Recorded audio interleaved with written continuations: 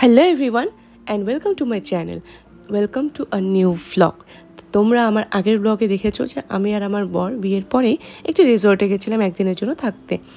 তো সেদিন তো ফার্স্ট পার্টটা তো তোমাদের সাথে শেয়ার করেই নিলাম, আর আজকে আমি তোমাদের সাথে সেকেন্ড পার্টটা শেয়ার করব। এই পার্টে বেসিক্যালি আমরা কী কী খেয়েছি সেটাই তোমাদের সাথে শেয়ার করব।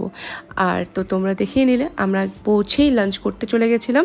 আর লাঞ্চে আমি অনেক কিছু নিয়েছিলাম কারণ কি খুব খিদে পেয়েছিল, আর আমি সব কিছু অল্প অল্প করে টেস্ট করেছি। আর সত্যি বলছি আমার কিন্তু খাবারগুলোর টেস্ট খুবই ভালো লেগেছে। আমরা এখানে আসার আগে না ইউটিউবে একজনের ভ্লগ দেখছিলাম, তো তারা কিন্তু বলেছিল যে তাদের লাঞ্চের নাকি খাবারের টেস্ট ভালো লাগেনি। তাই আমি আর আমার বর একটু ভয় পেয়ে গেছিলাম, কিন্তু ততক্ষণে আমাদের অলরেডি বুকিং করা হয়ে গেছিলো। আর আমরা এপি প্ল্যানে বুক করেছিলাম, যেটাতে তোমার হোটেলের room plus breakfast lunch dinner তিনটেই ইনক্লুড থাকে। আর এই যে এবার এসে করেছি আমি আমার ফেভারিট কাউন্টারে, যেটা হচ্ছে ডেজার্ট কাউন্টার। তো অনেক কিছু মিষ্টি ওরা ডিসপ্লেতে রেখেছিল, কিন্তু আমি বেশি কিছু টেস্ট করিনি। আমার প্রথম থেকেই যেটা খাওয়ার খুব ইচ্ছে ছিল সেটা হচ্ছে আইসক্রিম, মানে আমি আইসক্রিমের লাভার, তোমরা তো সবাই জানোই। তো আমার বর কিছু কিছু মিষ্টি ট্রাই করেছিল, আমি ওর থেকে একটু দেখেছিলাম যে টেস্টটা কীরকম, কিন্তু আমি আইসক্রিম নিয়েছিলাম। আর সাথে এই কাপ কেক না পেস্ট্রি কিছু একটা এরকম হবে। তো যাই হোক, আমার কিন্তু সব কিছু খাবারই খুব ভালো লেগেছিলো। তোমাদের সত্যি কথা বলছি, আমি না লাঞ্চ করতে গিয়েই সবার প্রথমে তো সব কিছু দেখে নিয়েছিলাম যে কোথায় কী কী আছে, কিন্তু আমার এই আইসক্রিমের উপর যে এতটাই নজর ছিল, আমি জানি না আমার এই বাচ্চাদের মতন আইসক্রিম খাওয়ার এই হ্যাবিটটা যে কবে চেঞ্জ হবে। আমি জানি না আদৌ চেঞ্জ হবেও কি না, কারণ কি আমি খুব বেশি পরিমাণে আইসক্রিম ভালোবাসি।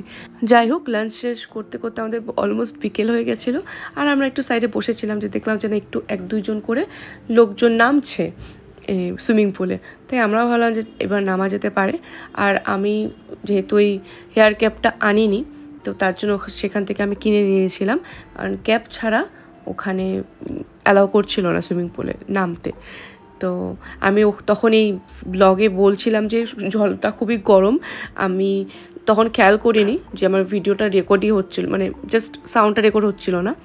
আর সুইমিং পুলের জলটা এত গরম ছিল যে আমি তোমাদেরকে বলে বোঝাতে পারবো না। মানে গরমের দিনে গেছিলাম যে না সুইমিং পুলে থাকবো, এনজয় করব বেশ ঠান্ডা জলে, কিন্তু পুরো মাটি মাটি হয়ে গেছে।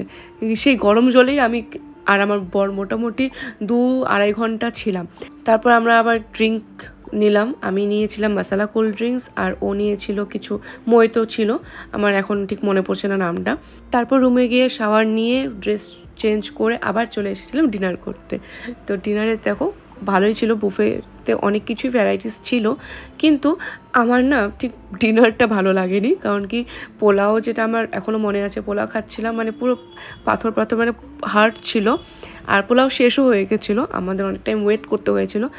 আর ব্রেডের মধ্যে মানে নান রুটি কিছুই ছিল না, শুধু রাইসই ছিল আর বিরিয়ানি ছিল। আমার ডিনারটা ঠিক ভালো লাগেনি, মানে আমি জানি না কেন। আমি তো স্যুপটাই ট্রাই করছিলাম, বেশি করে স্যুপটাই খাচ্ছিলাম, আর ফ্রাই আইটেম কয়েকটা খেয়েছিলাম, কিন্তু সেরমভাবে পেট ভরে খেতে পারিনি। আর যাই হোক, তারপরে নেক্সট ডে এই তোমাদেরকে দেখাচ্ছি ব্রেকফাস্টেরটা। আমাদের ব্রেকফাস্টের পরেই রুমে চেক আউট ছিল। তো ব্রেকফাস্টে অনেক কিছুই ছিল ভ্যারাইটিস, কিন্তু আমি ভেবেই নিয়েছিলাম যে একটু সকালবেলা হেলদি খাবার খাবো, তাই ওসব অ্যাভয়েড করে চলে গেলাম ফ্রুটস সেকশানে। ফ্রুটস নিলাম, আর ও এগ বয়েল নিয়েছিল। আমার এগ অত একটা ফেভারিট না।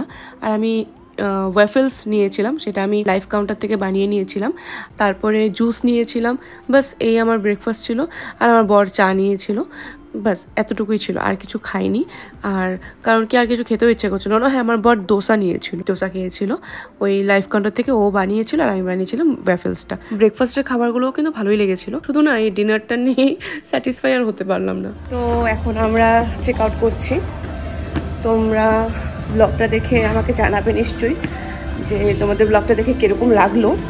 আর আমি ডিটেলস কমপ্লিটলি ডেসক্রিপশন বক্সে দিয়ে দেবো, ইনকেস যদি তোমরা কোনো দিনও ভিজিট করতে চাও তাহলে করতে পারবে।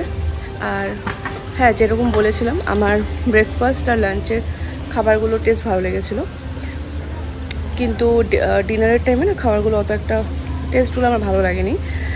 আর বাট রুমটা ভালো ছিল, খুব নস্টালজিয়া টাইপের ছিল একটা, মানে ওই কুটির টাইপের।